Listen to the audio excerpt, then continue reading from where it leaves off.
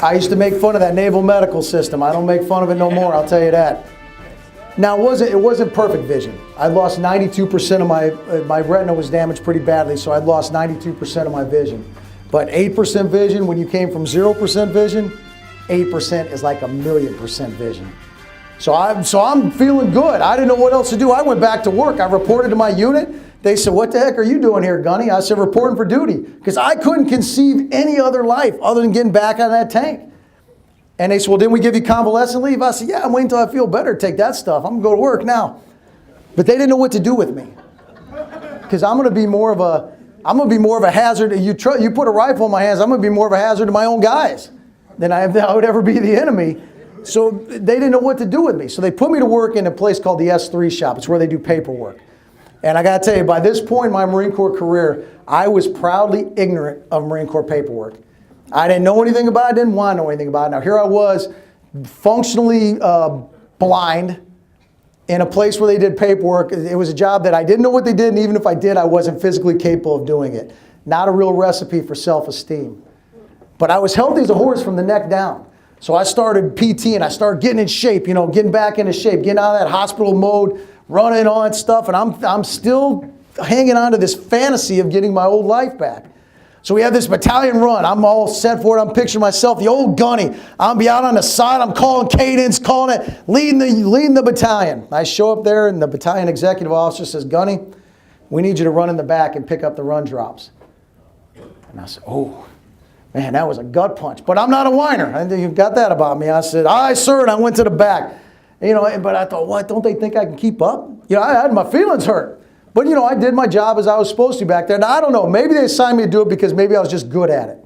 Because when you go on these runs, you have guys fall back and you have guys in the back that pick them up. Now, imagine yourself, if you're feeling a little bit tired, you start falling back on a run, and you got this guy just got hit in the head with a grenade coming up to pick you up. Those guys would get the hoof, and I never caught any of them. So maybe I was just good at it. I don't know. But back to this job in the S3 shop. Now I'll tell you, when in the Marine Corps, if you're not good at something, people are not the least bit hesitant to let you know that. Except for here. Nobody said nothing to me. That whole speech I had for those 3 privates back in Bethesda, now is the time. Now is that 0-4 moment stuff. Now I was being pitied, and I didn't even realize it. I didn't even see it.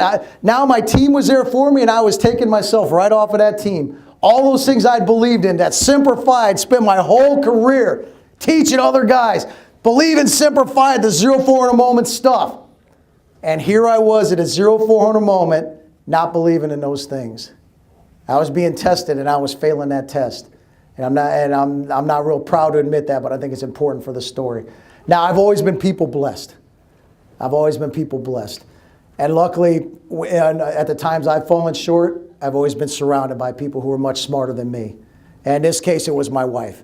And my wife came up to me and she said, what was that, all that stuff you always said? Once a Marine, always a Marine, right? All these things you'd always been talking about. Well, did you really believe them? Or was that just crap you said to your Marines? And I realized it was time to buck up. I made my peace with it. I was medically retired from the Marine Corps, which was the right decision for the Marine Corps. You got a Gunny, can't see. It's kind of not a real smart thing to put a lot of big caliber weapons in his hands. So I understand that. I made my peace with it. That same chain of command that took care of me on the battlefield, they took care of me on my way out the door there. They made sure everything was handled correctly, fairly. And I up in the VA system. I up in a VA hospital. Well, now I'm not Gunny anymore, I'm Nick. And they come to me and they said, Nick, what do you want to do with the rest of your life? And I said, well, I was trying to go with this whole once a Marine, always a Marine thing. I was going to take my skill set and take it forward in the civilian world. I said, well, I'd been a drill instructor. I'd been to combat. Thought I was reasonably good at those things. Kind of enjoyed them. I said, I got it.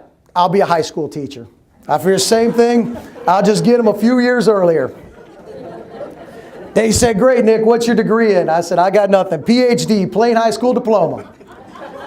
And oh, by the way, I can't read or write right now with my vision with what it is. And now they said, no problem. No problem. And they went to work with me. I had mobility instructors who taught me just to get around without getting run over by cars. I had living skills instructors who taught me how to cook and clean around the house without lighting the house on fire. I had a visual skills instructor who taught me how to read words, then turn words into sentences, then turn sentences into books. And all this thing. So now I was back in the world of the familiar where hard work equals results. And now everything, and it was weird because in the beginning, if there was ever a good candidate to have his vision messed up like this, it would have been a tank commander. Because in tanks, that's what we do. When we close those hatches up, we have little vision blocks all over the place, and we take all these different pieces of the puzzle and we put them together to make a big picture. Well, it was going to be the same thing with this 8% vision. So I was a good candidate to learn this stuff, but none of it came natural. And it took about a year, because before it was all very forced. And after about a year, and I tell you where the change happened, and it happened subconsciously. Because I used to dream in perfect vision. I used to dream in 2020, just like nothing had ever happened. And after about a year, it was like where my brain finally said, nah, that ain't what's happening here. And it started dreaming in the vision I have. And it was when that switch got turned, that's when everything started taking over. All the training started becoming subconscious, and everything started becoming second nature. So at the VA hospital, the visual skills instructor, he's teaching me to read. He comes to me one day, he says, Nick, you're at 130 words per minute. That's college level reading speed. You're ready to go. I said, okay. I packed my sea bag. I was all motivated. He came back the next day. He was a little more dejected. He said, Nick, I may have misspoke yesterday. 130 words per minute is actually a 6th grade reading speed. But we think with your skill set, you'll be fine. And they sent me off to college. I'm proud to report that with my 6th grade reading speed, the Gunny who'd been hit in the head by the grenade graduated magna cum laude from San Diego State University. I'm very proud of that.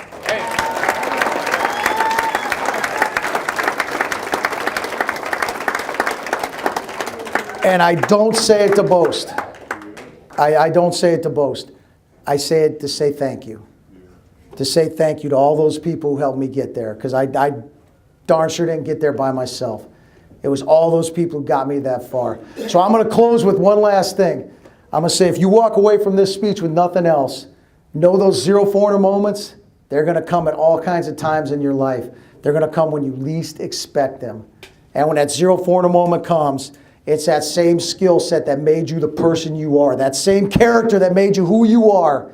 Don't change a thing, because that's what's going to take you through that next step. Use that same character strength. Don't try and change to turn into your strength. And let it carry you through those challenges, those 0-400 moments. And finally, thank you to all of you for your extreme patience, listening to me talk, for the privilege of speaking to you, for the veterans in the group, for my freedom, to all of you in the group, for this great nation that I have the privilege of living in, and just for letting me hang out with you today. Thank you. God bless you. And